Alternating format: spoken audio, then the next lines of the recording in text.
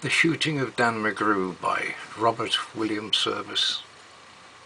A bunch of the boys were whooping it up in the Malamute saloon. The kid that handles the music box was hitting a jack-time tune. Back of the bar in a poker game sat dangerous Dan MacGrew, and watching his luck was his lad o' love, the lady that's known as Lou. When out of the night, which was 50 below, and into the din and the glare, there stumbled a miner fresh from the creeks, dog dirty and loaded for bear. He looked like a man with a foot in the grave, and scarcely the strength of a louse. Yet he tilted a poke of dust on the bar, and he called for drinks on the house. There was none could place the stranger's face, though we searched ourselves for a clue. But we drank his health, and the last to drink was dangerous Dan MacGrew. There's men that somehow just grip your eyes and hold them hard like a spell, and such was he. And he looked to me like a man who had lived in hell, with a face most hair, and the dreary stare of a dog whose day is done, as he watered the green stuff in his glass, and the drops fell one by one. Then I got to figuring who he was and wondering what he'd do, and I turned my head, and there watching him was the lady that's known as Lou. His eyes went rubbering round the room, and he seemed in a kind of daze, till at last that old piano fell in the way of his wandering gaze. The ragtime kid was having a drink. There was no one else on the stool.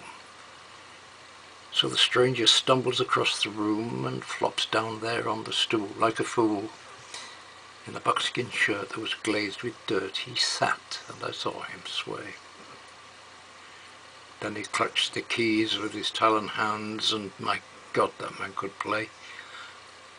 Were you ever out in the great alone when the moon was awful clear, and the icy mountains hemmed you in with a silence you most could hear, with only the howl of a timber wolf, and you camped there in the cold, a half-dead thing in a stark, dead world, clean mad for the muck called gold?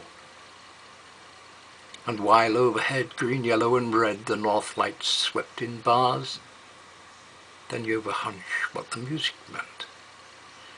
Hunger and night and the stars. And the hunger not of the belly kind that's banished with bacon and beans, but the gnawing hunger of lonely men for a home and all that it means. For a fireside far from the cares that are, for walls and a roof above, but oh, so cramful of cosy joy, and crowned with a woman's love, a woman dearer than all the world, and true as heaven is true. God, how ghastly she looks with her rouge, the lady that's known as Lou.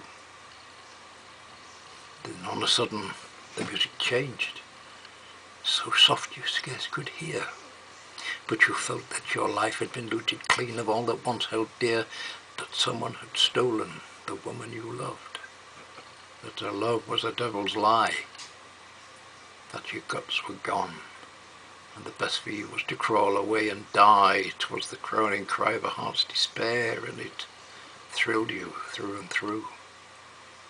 I guess I'll make it a spread misere, said dangerous Dan MacGrew.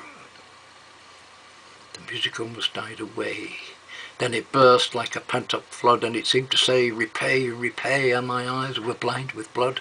The thought came back of an ancient wrong, and it stung like a frozen lash. And the lust awoke to kill, then the music stopped with a crash, and the stranger turned, and his eyes, they burned in a most peculiar way. In a buckskin shirt that was glazed with dirt he sat, and I saw him sway. Then his lips went in a kind of grin, and he spoke, and his voice was calm. And, boys, said he, you don't know me, and none of you care a damn, but I want to stay till my words are straight, and I'll bet my poke that they're true, that one of you is a hound of hell, and that's one is Dan MacGrew. Then I ducked my head and the lights went out and 2 guns blazed in the dark and a woman screamed and the lights went up.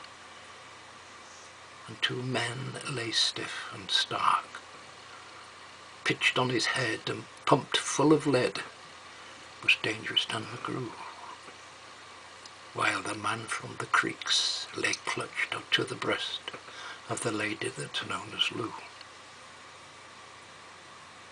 These are the simple facts of the case, and I guess I ought to know. They say that the stranger was crazy with hooch, and I'm not denying it so. I'm not so wise as the lawyer's guys, but strictly between us two, the woman that kissed him and pinched his poke was the lady that's known as Lou.